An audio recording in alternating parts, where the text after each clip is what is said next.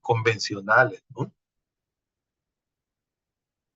Eh, Ustedes saben que antiguamente, por ejemplo, en el caso de los pacientes alcohólicos, se les veía pues como viciosos, ¿no? No habían especialistas en adicciones.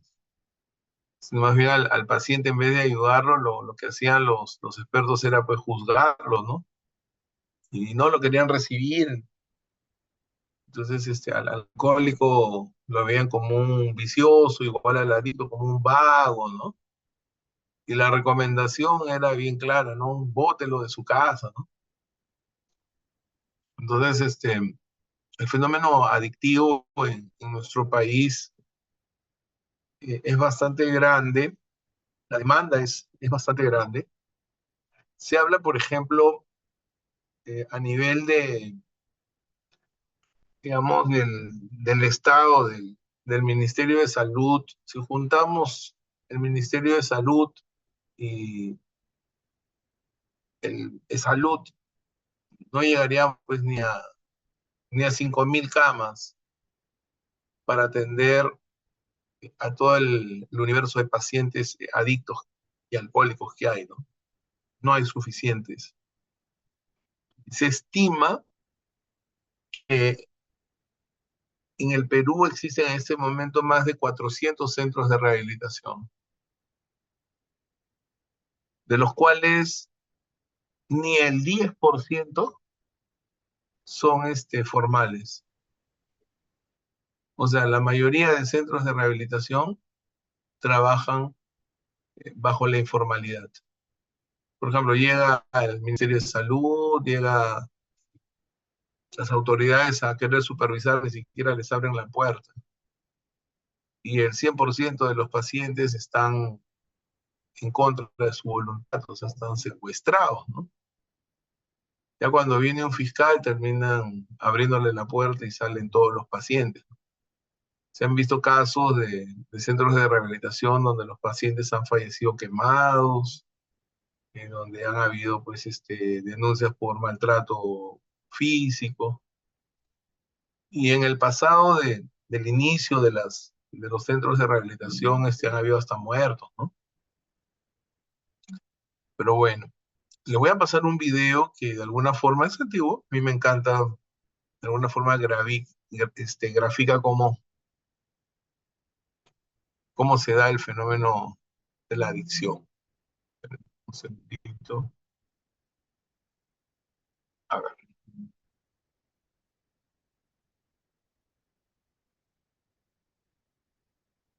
¿Sí?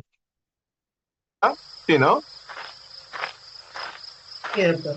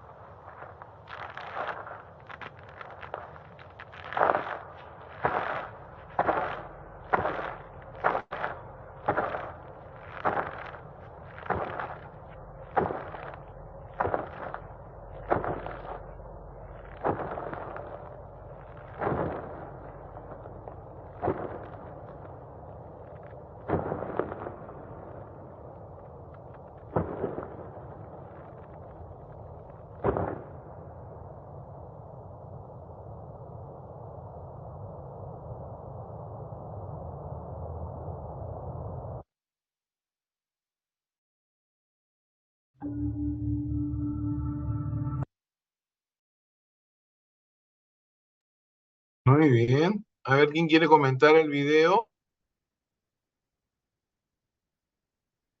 Clara, Buenas noches, Manuel. buenas Buenas noches, noches. Mónica, a todos. Buenas noches. Mm, Literalmente ya entendí por qué usted dijo que le gustó mucho este tipo de videos, porque definitivamente define todo el contexto cómo se genera la adicción, pues, ¿no? Cómo se va sintiendo bien al comienzo, pero luego ese efecto ya va disminuyendo y necesita más y más y más. Puede llegar a tener muchas, como sale en el dibujito, como golpes, por así decirlo, en la vida, tanto en el trabajo, familia, puede perder muchas cosas, pero aún así sigue, ¿no? Y como se da cuenta en el dibujito, se va deteriorando, como que se va poniendo más viejo, más rápido, más gordito, va perdiendo su forma. Muy bien. Gracias, Clara. ¿Quién más? ¿Quién más quiere compartir? ¿Qué es lo que han visto en el video? ¿Mm? A ver, vamos a hacerlo más dinámico. Clara, escoge a alguien. Escoge a alguien del grupo. A Víctor. A ver, Víctor.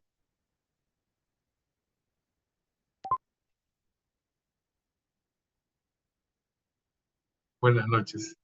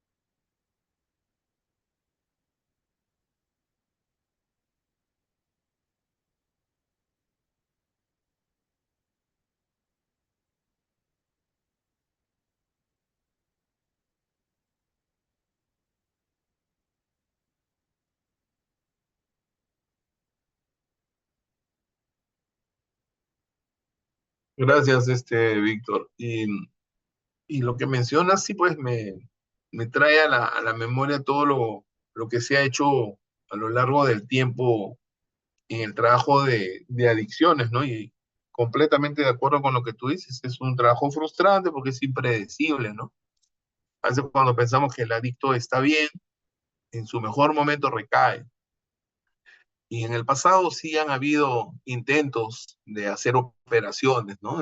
Hubo hace más de 20 años, probablemente 30 años, había una operación al cíngulo, era la cingulectomía, ¿no? Entonces, lo que se pretendía era, pues, bajarle la impulsividad al paciente, estirpándole el cíngulo, y lo que se generaba al final eran problemas sexuales, en algunos casos problemas en el hipocampo, y el paciente igual con su dificultad y todo se iba a consumir, ¿no? O sea, no se iba la idea, entonces lamentablemente fue un fracaso, ¿no? Entonces, acá hay varias cosas. El adicto comienza generalmente su consumo, el inicio del consumo puede ser por invitación, puede ser por curiosidad o puede ser por presión de grupo. Tenemos esas tres alternativas del inicio del consumo. Ahora, una persona que consume una vez se hace adicta, no. Imagínense que todos nosotros ahorita empezamos a consumir, nos metemos un porro de cannabis sativa, de marihuana, ¿no? Un jajaja. Si lo hacemos una vez, ¿eso nos hace adictos? No. Tiene que haber un consumo sostenido y sistemático, y va a depender de varias cosas, ¿no? O sea, generalmente una adicción se gesta dependiendo de la sustancia y del organismo entre 6 meses y 2 años de consumo. Ese es el tiempo. Entonces tienen que haber dos características básicas, que es tolerancia, significa que la persona de repente la primera vez era una pitadita y ja, ja, ja, ¿no? La segunda necesito dos, la tercera necesito tres, entonces sí, la dosis va en aumento para lograr el efecto deseado, ¿no es cierto? Entonces eso es tolerancia, el organismo requiere cada vez de más sustancia para lograr el efecto deseado.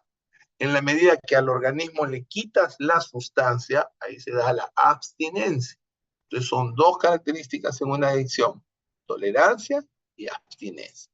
Entonces el organismo, como señalaba Víctor, tiene en el cerebro, actúa sobre el centro de recompensas. Por eso que esa parte, el adicto siente pues esa gratificación, se siente bien. Dependiendo del tipo de sustancia, el efecto va a ser distinto en cada sustancia. En alguna sustancia, por ejemplo, en el caso de una sustancia psicodélica, como puede ser la cannabis sativa, la marihuana, el adicto pues va a tener alucinaciones, va a tener sensaciones, va a haber todo un tema con la percepción, ¿no?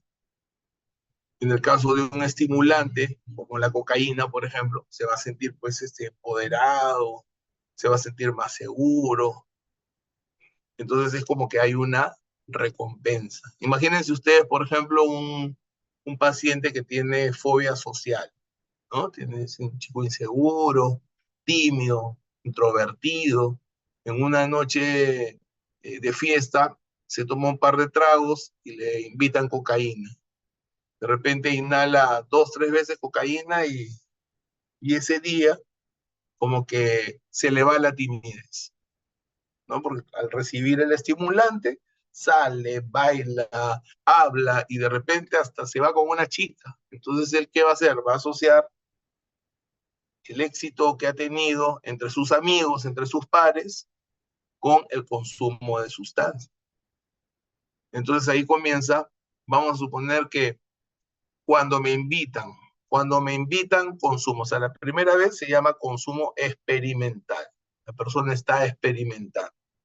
Si te dieron algo para inhalar, te rompieron la nariz. Si te dieron algo para fumar, te rompieron la boca. Si te dieron una pastilla, te rompieron la lengua. Y ahí me quedo con el romper cosas, ¿no? Entonces, entonces ahí ese es el inicio del consumo experimental. Pero ¿qué pasa? Después del consumo experimental viene el consumo ocasional. De repente la persona dice, yo consumo 2, 3 veces al año. Mi cumpleaños, Navidad y Año Nuevo. Pero ¿qué pasa? Que fíjense, del consumo ocasional puede haber un paso al consumo habitual.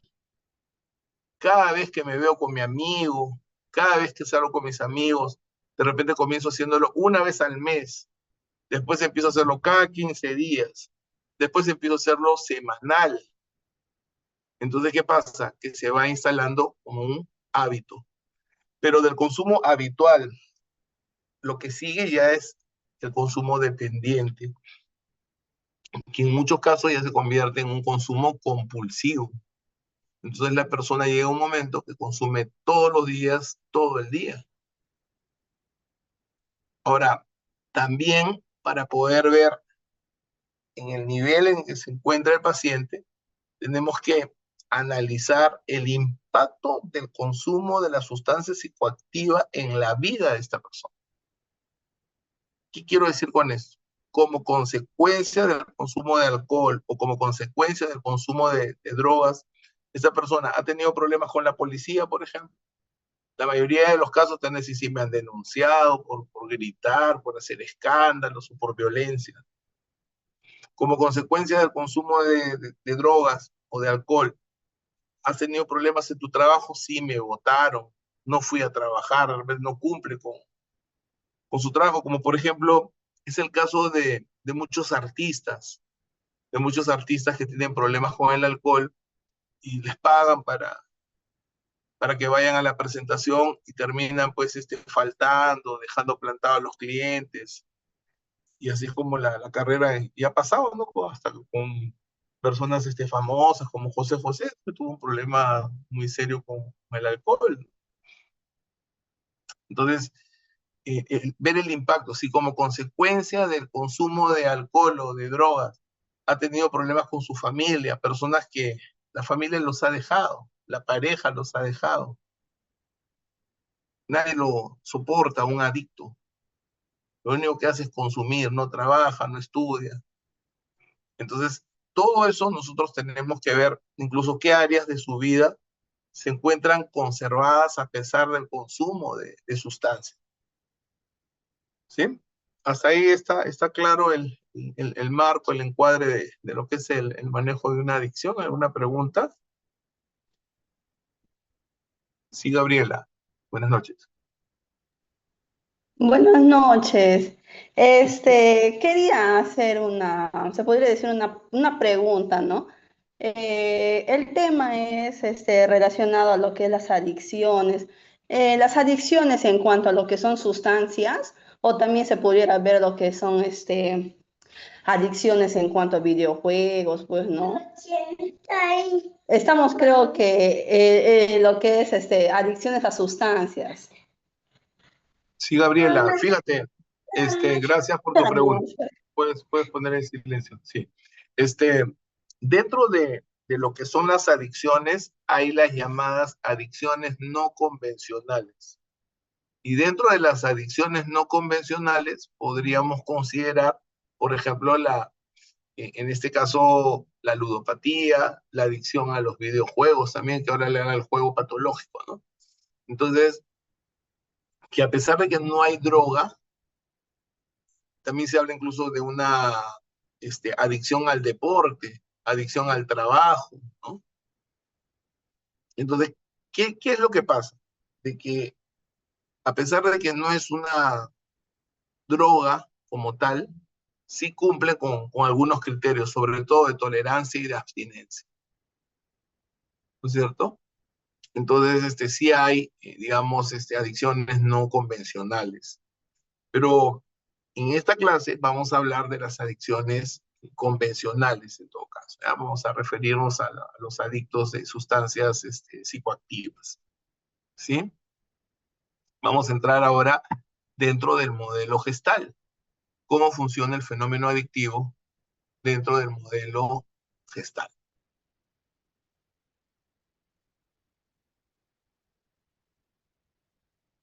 A ver, para poder hacer un tratamiento,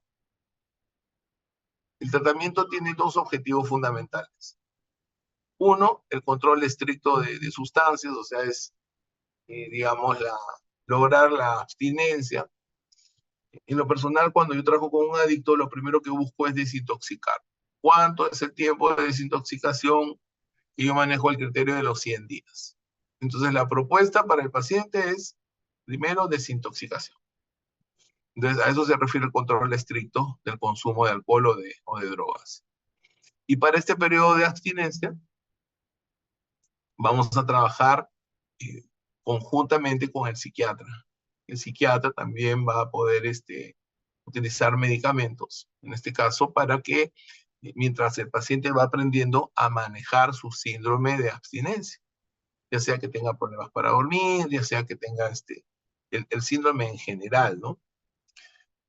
Y el reemplazo de los modelos adictivos en comportamientos que sean más constructivos. Cuando una persona se inicia en el consumo de drogas, hay lo que se llama el proceso de psicopatización secundaria, es decir, la persona que era un niño, un adolescente de su casa, empieza a frecuentar a estas personas que están relacionadas al mundo de las drogas, aprende a mentir, aprende a manipular, aprende a no tener sensibilidad. Acuérdense ustedes que en Gestal hablamos de un bloqueo que es de la desensibilización. Entonces, este consumidor de drogas está psicopatizado. La mamá le llora, el papá le llora, toda la familia le ruega y es como si no sintiera. Entonces, lo que nosotros vamos a hacer desde este modelo, desde la gestal, es hacer que esta persona, estando, por supuesto, en abstinencia, buscando la desintoxicación, vamos a hacer de que esta persona conecte. Porque también hay que recordar que dentro de los problemas de adicciones, dentro del fenómeno adictivo, más del 80% de los casos hay comorbilidad. Es decir, los pacientes son duales. O sea, tienen más de un diagnóstico. Además de ser adictos, puede ser que estén deprimidos, además de ser adictos, puede haber un trastorno de personalidad, puede haber una psicosis, o sea, son pacientes psiquiátricos, ¿no? He dicho de otra forma, ¿no?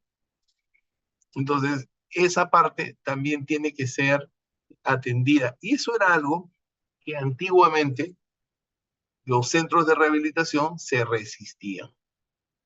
Entonces había como dos orillas, ¿no? En un lado tenías a los centros de rehabilitación bajo el modelo de los 12 pasos para la rehabilitación del alcohólico, con el modelo de AA, o el modelo de Proyecto Hombre, el Proyecto Uomo de Italia, del modelo de comunidad terapéutica de Synanon de Estados Unidos, versus la clínica tradicional.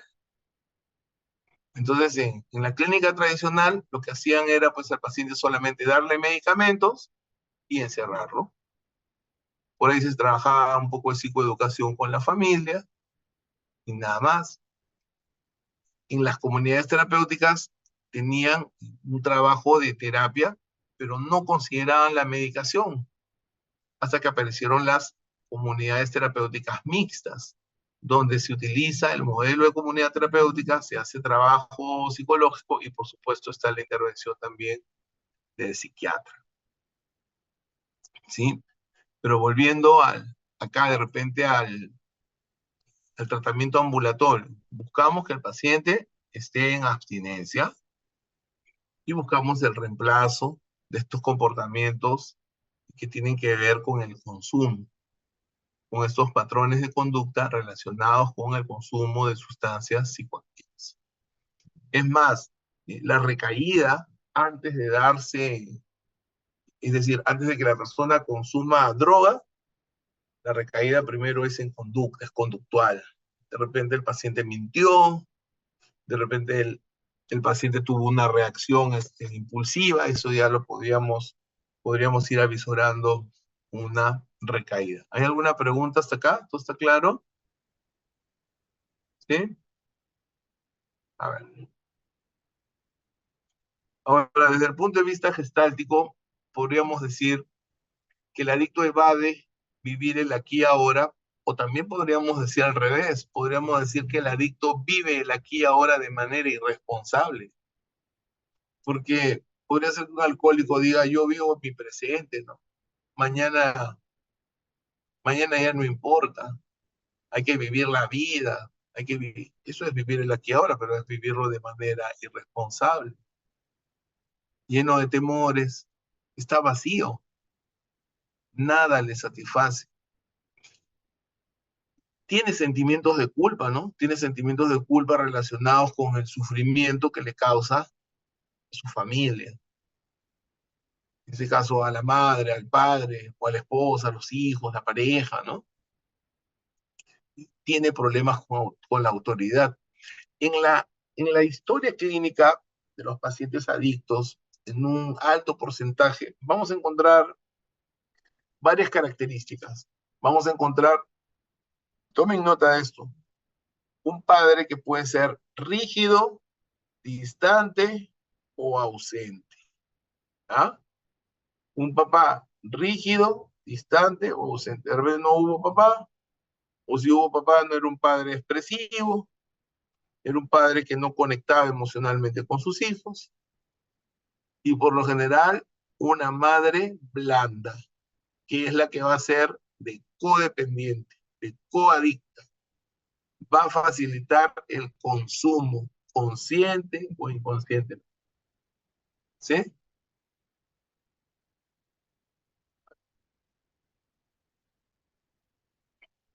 Entonces, el adicto tiene baja tolerancia a la frustración. Entonces le prometen algo y no le cumplen, uy, salta hasta el techo, ¿no? Tiene baja tolerancia al rechazo, ¿no?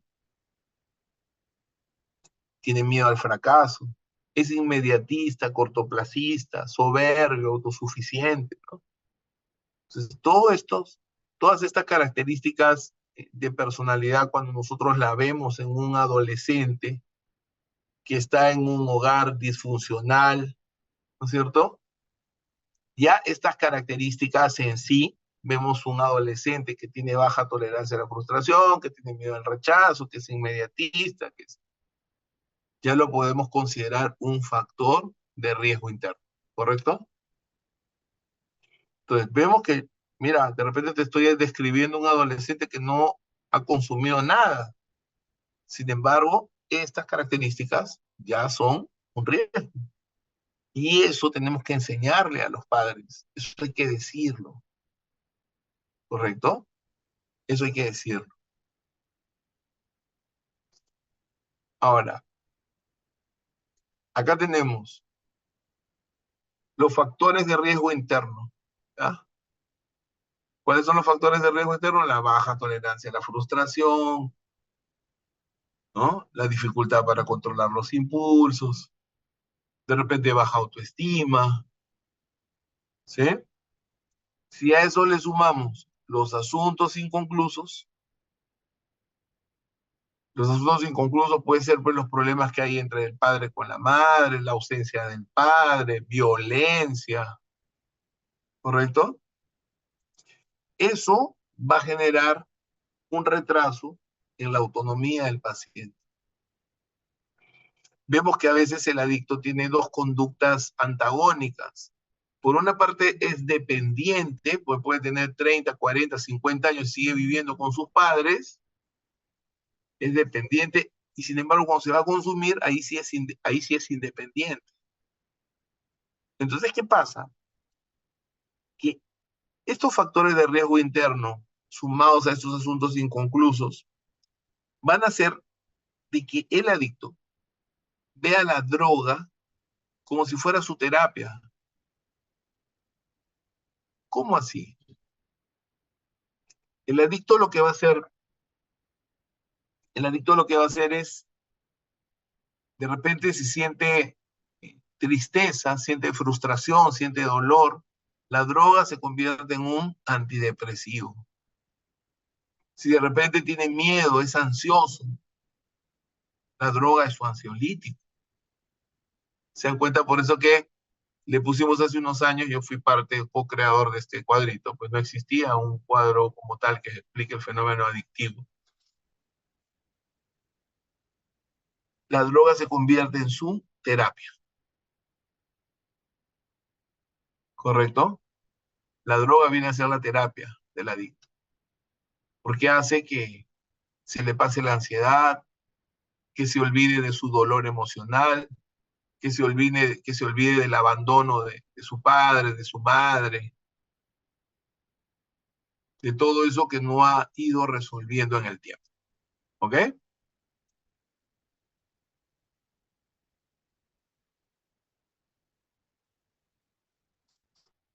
Entonces, con estas características, el adicto, con bajo control de impulsos, se autoengaña. El adicto, ¿qué te va a decir? Oye, yo lo dejo esto cuando yo quiero, ¿sí? Entonces, se autoengaña, él piensa que él lo tiene todo bajo control. Sí, ya sé, yo cuando quiero lo dejo. La vez pasada lo dejé una semana, ¿cierto? Es deshonesto, ¿no? No solo se engaña a sí mismo, sino también engaña a la familia, engaña a los demás, presenta conductas inmaduras, ¿no? Entonces vemos cómo esa persona no sostiene un trabajo, no es capaz de sostener tampoco los estudios, si está en el colegio lo botan del colegio, aunque ahora está prohibido botarlo del colegio, lo que hacen ahora es mandarlo a estudiar a distancia, ¿no? A estudiar de manera virtual. Entonces se muestra inmaduro porque no asume responsabilidad, es demandante, culpa a sus padres. Entonces, en el discurso de un adicto, ustedes van a escuchar, yo soy así porque mi papá nunca me pegó, o yo soy así porque me pegó mucho, o yo soy así porque no tengo papá, o yo soy así porque mi madre me sobreprotege. O sea, siempre va a tener como una excusa, ¿no? Y esa excusa generalmente es su proyección, ¿no? Va a culpar al medio ambiente. Es agresivo, demandante, egocéntrico, también narcisista, ¿no? Rencoroso. Estas pueden ser algunas de las características. Pero fíjense, dentro del proceso de psicopatización secundaria, nosotros buscamos que el adicto se conecte emocionalmente, ¿ya? Y en esa línea de que se conecte emocionalmente es que ahorita vamos a trabajar un par de ejercicios, ¿ya? Un par de ejercicios que tienen que ver justamente con el conectarse con emociones. Uno se llama mi enojo prohibido y el otro la herida que sigue viva. Mi enojo prohibido, ahí vas a escribir todo lo que te da cólera, vas a usar frases como me molesta que, y luego vas a marcarlo lo más intenso, ¿no? ¿Y cuál es la herida que sigue viva? Aún me duele cuando recuerdo y nunca superé o todavía no supero, y te vas a quedar en esa emoción para que hagas conciencia. Vas a hacer estos dos primeros ejercicios, vamos a hacer grupos, vamos a hacer 3 grupos, Mónica, Ok, doctor. ya, 3 grupos, Doctor, y disculpe, buenas noches. pásalos, ¿Puede repetir, por favor? pásalos al WhatsApp, Mónica, ahorita lo vamos a Yo lo pasar al pasé, WhatsApp. doctor. Están Yo en lo el pasé. WhatsApp, ahí los puedes ver. Tenemos mi enojo prohibido, escribe todo lo que te da cólera de alguien, están en el WhatsApp, ¿ah? Usa frases directas como me molesta que, y luego vas a subrayar cuál es lo más intenso. Y el número 2 es la herida que sigue viva. Aún me duele cuando recuerdo y nunca superé o todavía no supero. ¿Qué es lo que todavía no superas? ¿Ya? ¿Está bien? Hacemos los 3 grupos. ¿Ahora sí? ¿Sí? ¿Está claro? 15 o 20, ustedes dicen, para los 2 ejercicios. ¿Ah? ¿Qué dice Cintia? 20. 20, ya. En 20 nos vemos. Ingresen, por favor. A ver.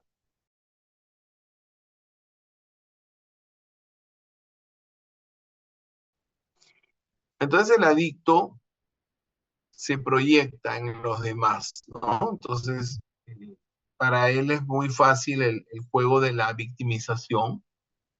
Y recuerden ustedes que más fácil es culpar que crecer, ¿no? Entonces, es irresponsable, no asume ni siquiera la responsabilidad de su propia vida, ¿no? Ya les he mencionado de que pierde familia, pierde trabajo, pierde amigos, pierde literalmente todo y entra en una fase, pues, de autodestrucción, ¿no? En un futuro incierto, como que su vida no tiene sentido. Por eso generalmente como comorbilidad vamos a encontrar depresión, eso es de todas maneras. Adicionalmente a la depresión, adicción, podemos encontrar otros diagnósticos. Está resentido con su pasado porque dentro del juego neurótico, él está pues en el juego de tú me debes, ¿no?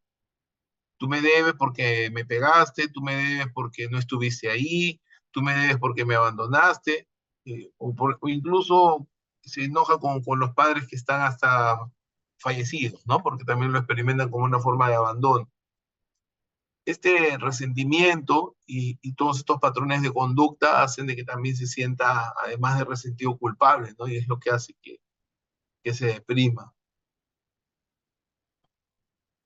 Dentro del modelo de personalidad de la terapia gestal, recuerden ustedes que tenemos, Friedberg hablaba del perro de arriba y el perro de abajo, el mandón y el mandado, de un diálogo interno hostil entre el perro de arriba, que es el que dice mañana nos levantamos temprano, y el perro de abajo es como un pasivo agresivo, dice sí, de todas maneras, y el día siguiente la persona se levanta más tarde. En el caso del adicto, de repente, el lunes comienzo y este fin de semana me despido y el lunes comienzo mi abstinencia, ¿no? Ya voy a cambiar, le promete a todo el mundo, y al final termina en más de lo mismo, ¿no? O sea, o incluso peor. Entonces, ¿qué tenemos que trabajar con el adicto? Primero que aprenda a ser honesto consigo mismo, ¿no? Que se haga consciente de todos los juegos que tiene de manipulación, cómo manipula jugando a víctima, persiguiendo, culpando a los demás. Acuérdense ustedes que en Gestal le ponemos mucho énfasis al principio de la responsabilidad. Él tiene que hacerse responsable de su adicción, de su problema, ¿no?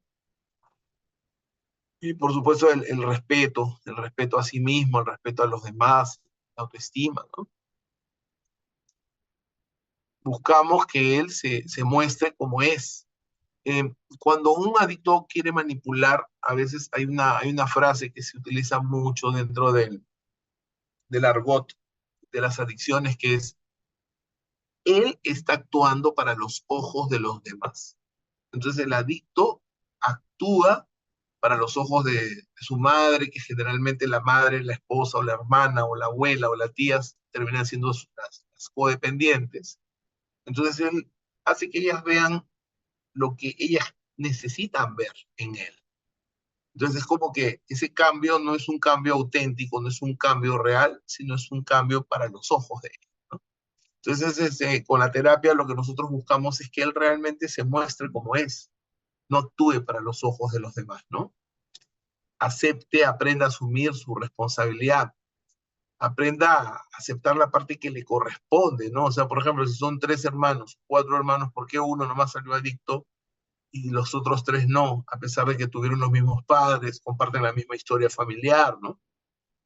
Entonces, una parte puede ser lo que le ha pasado, pero más es qué es lo que él hizo con lo que le ha pasado, ¿no? Tome conciencia de sí mismo y de los demás. Que aprenda a valorarse, como ya decía, la forma de manipulación, y con ellos hay que trabajar sus partes negadas, y ahí hacemos un trabajo de polaridades, ¿no? Porque generalmente el adicto, así como sale acá en la diapositiva, él aparece desde su estrato falso, ¿sí?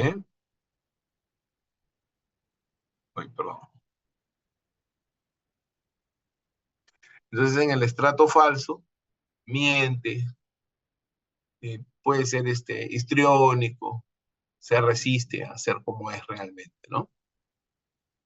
Dentro de los estratos de la neurosis, acuérdense que tenemos el estrato falso, que Peirce le llamaba el estrato del como si, ¿no? Las personas actúan como si fueran muy intelectuales, como si fueran muy generosas, como si fueran muy respetuosas. Pero ¿qué es lo que pasa? Que en el fondo el adicto tiene miedo al cambio, ¿no? Tiene miedo a enfrentarse a su verdadero yo, ¿no? Entonces, ¿qué es lo que piensa? Si me muestro, a lo mejor nadie me va a querer, me voy a quedar sin amigos, me voy a quedar sin familia, voy a perder el apoyo social, ¿no? Entonces tenemos el estrato falso, el estrato fóbico. En el impasse es como yo, si, así como estoy, dice el adicto, si no cambio, está mal. Y si cambio, también está mal. Es como que hace una especie de doble vínculo, lo cual lo bloquea, está como en una especie de callejón sin salida. Y ahí es cuando entra en el impasse. Lo que buscamos en la terapia, cuando el adicto se siente bloqueado, pasa luego al estrato implosivo, ¿no?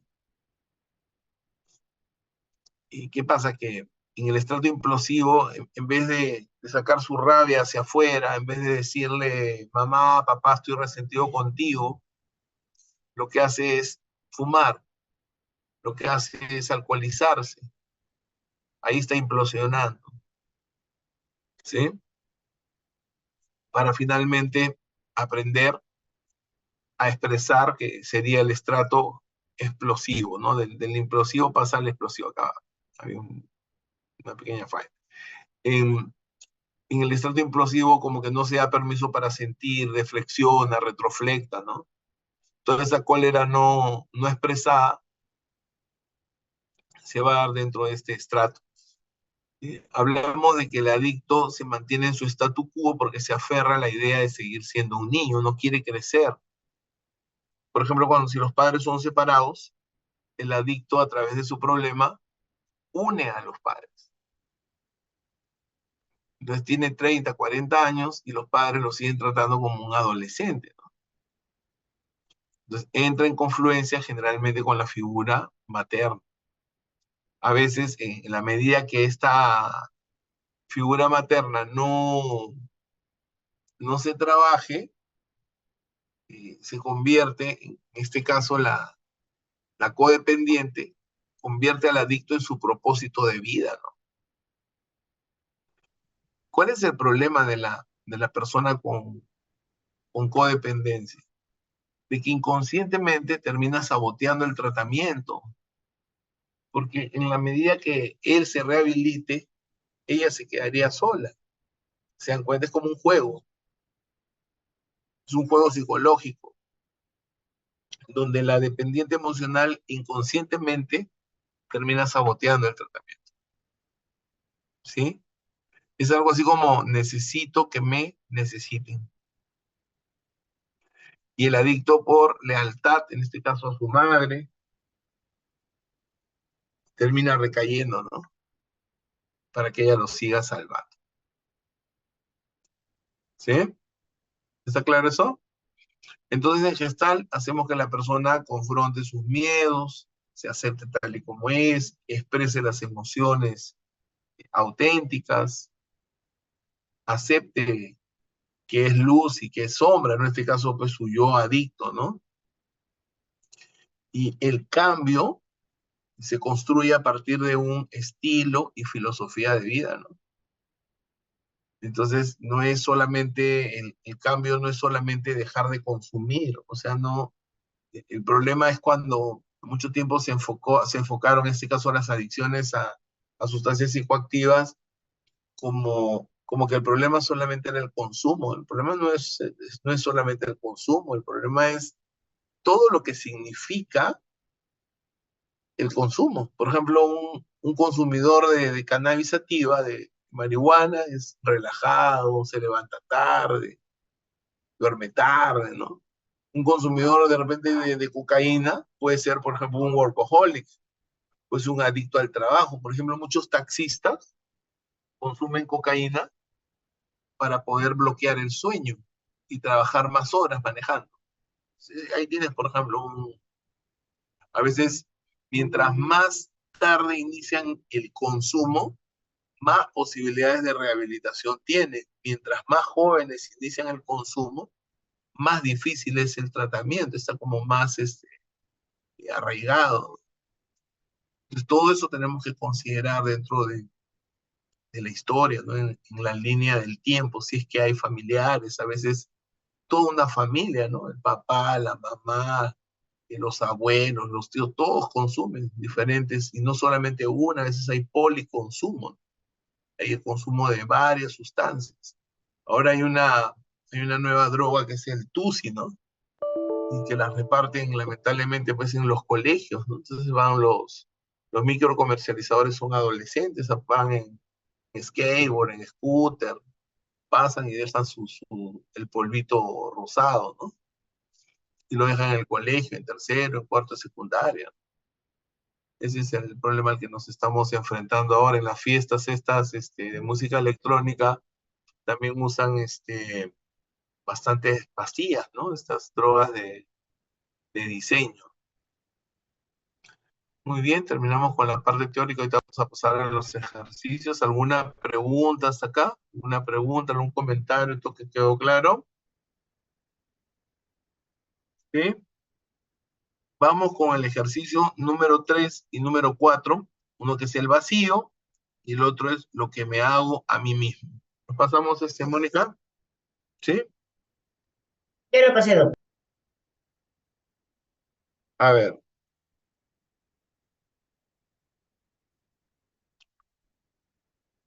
A ver. Lo que me hago, el vacío, ¿no? Dibuja, como dice ahí, dibuja un vacío y escribe dentro lo que falta en tu vida, ¿no? ¿Qué es lo que tú consideras que te falta, en este caso, en la vida, ¿no? Es una pregunta bastante profunda, ¿no? Y observa qué sientes, ¿no? O sea, date cuenta cuando tú escribes lo que consideras que te falta, date cuenta que ¿Qué sientes? ¿En qué parte de tu cuerpo? ¿Qué emoción sientes? Y el otro ejercicio es lo que me hago a mí mismo, ¿no? Eso que tiene que ver con la retroflexión. En lugar de decirle a otros, me lo hago a mí, ¿sí? Cada vez que yo reprimo de repente mi cólera, mi fastidio, y lo hago por diversas razones, ¿no? Por evitar problemas, porque tengo miedo cómo va a reaccionar esa persona, porque no le quiero hacer daño. No importa la circunstancia. El asunto es, identifica cuál es la emoción y qué es lo que te haces. ¿Ya? ¿Cómo te autocalmas? Caminas, comes, tomas, reniegas, gritas, ¿qué haces? ¿Ya? Te vas de compras, ¿qué haces? ¿Sí? Lo que me hago a mí mismo, ¿sí? O hay personas también cuando se enojan tienen sexo, por ejemplo. O van por el camino también del autoservicio, de la autosatisfacción, ¿no? ¿Qué es lo que haces? ¿Sí? Muy bien, 20 minutos. En 20 minutos nos volvemos a